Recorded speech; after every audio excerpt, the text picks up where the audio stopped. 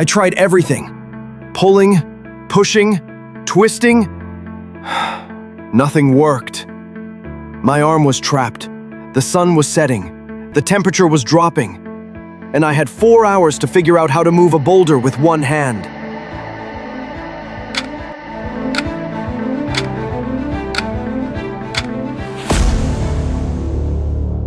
Hello. Today I'm going to tell you a real survival story. My name is Tom Bradford. I'm 38 years old, and I'm a software developer in Seattle, Washington.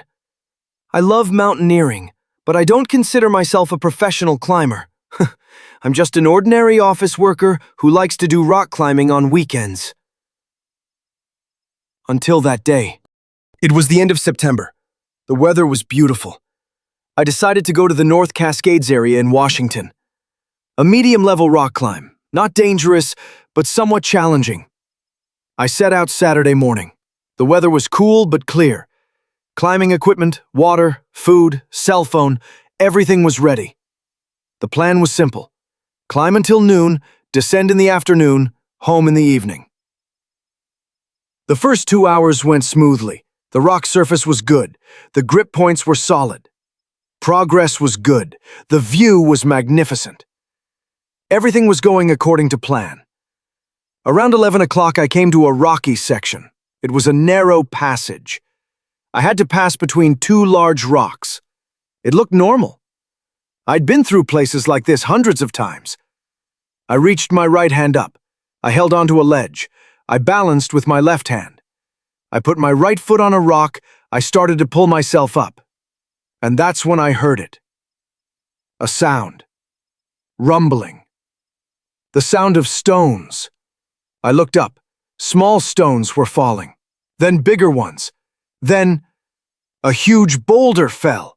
Fast. Directly at me. I tried to pull back, but I wasn't fast enough. The boulder hit my right arm and pinned it between two rocks. I screamed, loud. Not from pain, from shock. I stayed motionless for a few seconds. Then I understood the reality. My arm was trapped, just above the elbow, between two rocks. It wasn't moving. I tried to pull. It hurt, but it didn't move. I tried to twist. Again, pain. Again, no movement. Okay, Tom, I told myself. Calm down. Think. I looked at the situation. The big boulder was about my size. Maybe 150 kilos, maybe more. It was leaning against another rock above it, and between them was my arm. I tried to push the rock with my left hand.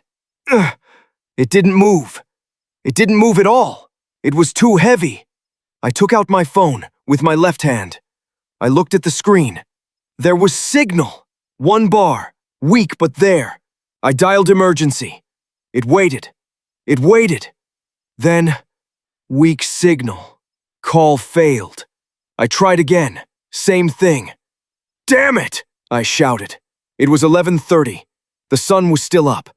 But in September, on a mountain, the sun set early. Maybe 4:30. 5 hours left. But the real problem wasn't the sun. It was the cold. Right now it was around 15 degrees, but at night, it would drop below 0. And I couldn't move. I would lose body heat. Hypothermia. 4 hours, I said. Maybe 4 hours. Then it gets too cold. In the first half hour, I panicked. I pulled, pushed, twisted. I shouted. I cried.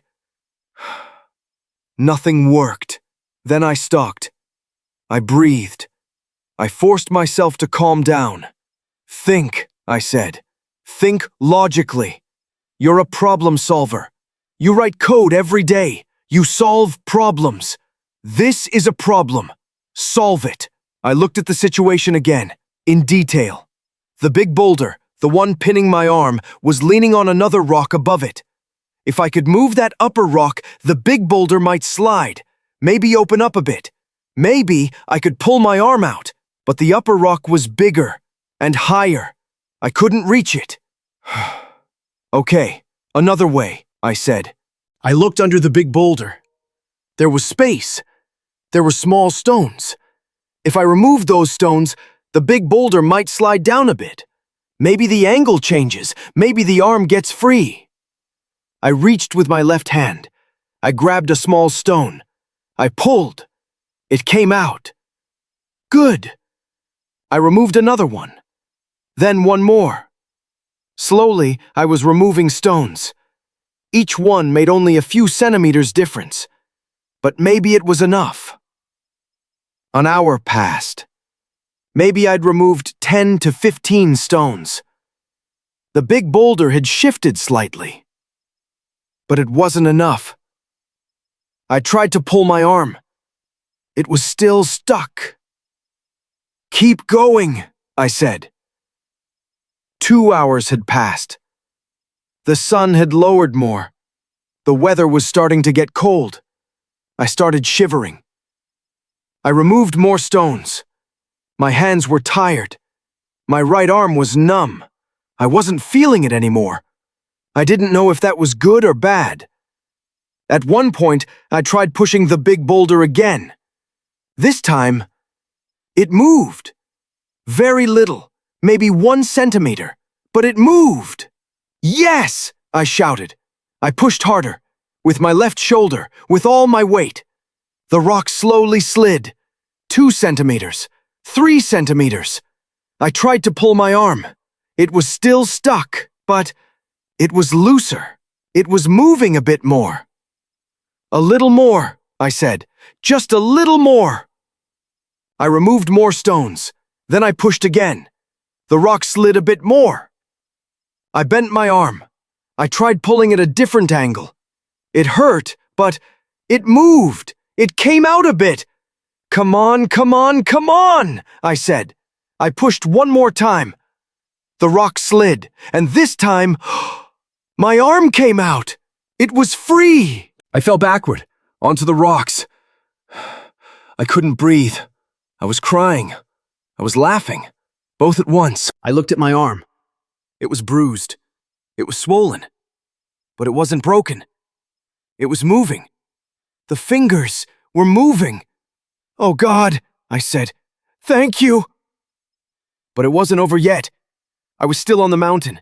I still had to climb down, and my right arm was now useless. It hurt. It was weak. I slowly stood up. My head spun. I sat and waited for a while. It was around 3:30. The sun had lowered. The air was cold. I was shivering. I started descending. Very slowly. I was holding on with my left hand. My right arm was dangling. It wasn't working. Every movement was hard. Every step was risky. But I didn't stop. An hour later, I reached a flatter area. I was close to the trail. Half an hour later, I reached the trail. I was safe. Almost. It took another hour to reach my car. I walked, hobbling, but I made it. I got in the car. I started the engine. I turned on the heater. I sat there, just warming up.